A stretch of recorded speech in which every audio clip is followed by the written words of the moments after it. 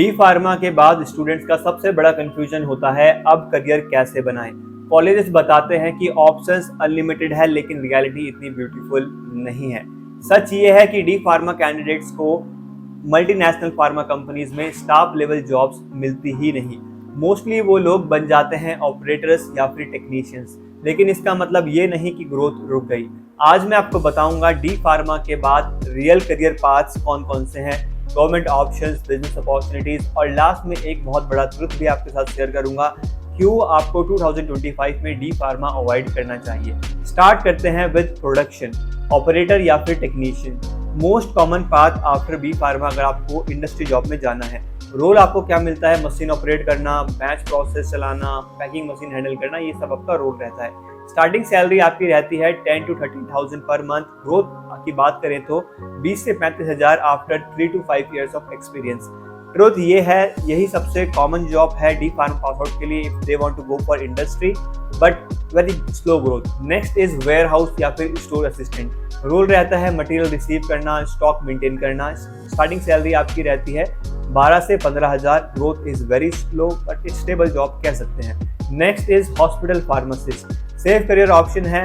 Role रहता है आपका हॉस्पिटल में मेडिसिन डिस्पेंस करना, डॉक्टर्स को असिस्ट करना। स्टार्टिंग सैलरी आपकी रहती है 12 से 15,000 डिपेंडिंग ऑन किस टाइप का हॉस्पिटल में आप काम कर रहे हैं। ग्रोथ की बात करें तो स्लो ही रहती है, बट इंडस्ट्री से हॉस्पिटल डी फार्मा कैंडिडेट्स के लिए ज़्यादा ठीक है मेरे हिसाब से, बिकॉज थोड़ा वर्क लाइफ बैलेंस बेटर है। हॉस्पिटल में प्रेशर कम रहता है, और क्या होता है, देखो work life balance better than factory है। अपनी फील्ड का काम आप सीखते हो, बाद में मेडिकल स्टोर खोलोगे तो आपको हेल्प मिलेगी। Next is government job. Biggest advantage for D pharma people is this only.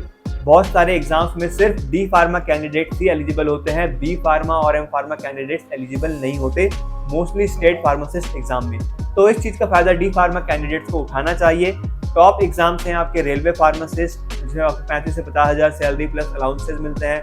आपका ESIC फार्मासिस्ट 40 से 50,000 स्टार्टिंग सैलरी आपकी। एम्स है आपका, एम्स फार्मासिस्ट की वैकेंसी आती है। आपकी स्टेट फार्मासिस्ट की वैकेंसी आती है, आपकी DSSB की वैकेंसी आती है, SSC, UPSC फार्मासिस्ट, इन सब की वैकेंसी आती है। The truth is government exams सबसे स्ट्रॉन्ग ऑप्शन है after D pharma, high security plus benefits के लिए। अब बात करते हैं, अगर आप ओन मेडिकल स्टोर खोलोगे, अपना खुद का फार्मेसी स्टोर खोलोगे तो कैसा रहेगा। आप एंटरप्रेन्योर बनोगे, इन्वेस्टमेंट आपको लगेगी 5 से 7 लाख इनिशियली। प्रॉफिट आप 20 से 80,000 रुपये पर मंथ कमा सकते हो, but location dependent business model है। अगर आप क्लिनिक या हॉस्पिटल के पास अपना स्टोर खोलते हो तो ग्रोथ मिलने की चांसेस काफ़ी फास्ट है। एक ऑप्शन आपके पास फर्दर स्टडी का भी है।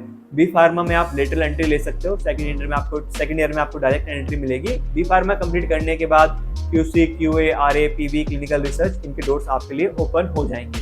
अगर आप 2025 में डी फार्मा करने की सोच रहे हो तो seriously reconsider it. Exit exam का रिस्क है, फार्मेसी काउंसिल ऑफ इंडिया का कुछ नहीं पता। एग्जिट एग्जाम दोबारा ना ला दे, मतलब कोर्स कंप्लीट करने के बाद भी एग्जाम क्लियर करना होगा टू बी रजिस्टर्ड फार्मासिस्ट, तो वो टाइम वेस्ट नहीं है तो क्या है।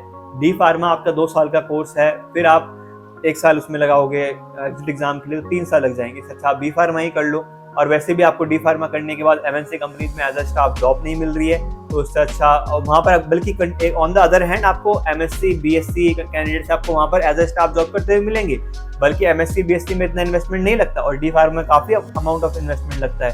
तो आप खुद सोचो किस में ज़्यादा बेनिफिट है। अच्छा आप बी फार्मा के लिए जाओ direct, if you want to go in pharmacy field only.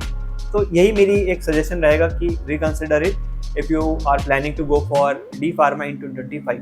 Industry reality यही है कि डी फार्मा कैंडिडेट्स जो इंडस्ट्री में जॉब कर रहे हैं, दे आर रियली फ्रस्ट्रेटेड, और ग्रोथ सच में स्लो है उनकी। सो इससे अच्छा यही रहेगा, मैं आपको यही सजेस्ट करूंगा, डायरेक्ट डी फार्मा करो।